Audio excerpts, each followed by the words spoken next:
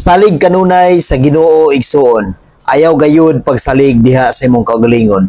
Kung unsa ang imong mga desire sa kinabuhi, ayaw gayud pag-una sa kabubuton sa Dios. Ang Ginoo nasayod sa tong kinabuhi ug ang Ginoo motuba gayud sa tanan nato nga mga pag-ampo. Ang Ginoo nagtan-aw sa matag usa kanato sa kanunay.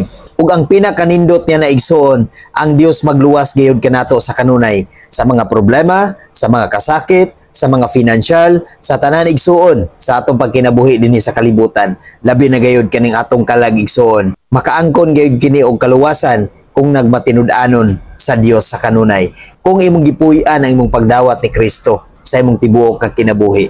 Mikiyas 7 bersikulo 7. Apan alang kanako musalig ako sa Ginoo. Naghulat ako sa Dios nga mao'y muluwas kanako. Mamati kanako ang akong Dios. Igsoon ang Dios mamati gayud kanato sa kanunay.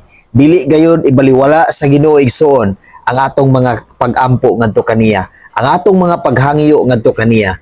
Ang Ginoo igsoon nasayod gayud sa atong mga kinabuhi. Nagtan-aw ang Ginoo sa matag usa kanato igsoon. Luwason gayud kita niya sa kanunay bisan unsa pa ang mahitabo sa atong kinabuhi. Maong musalig ug moampo lang gayud kita ngadto kaniya. God bless sa tanan.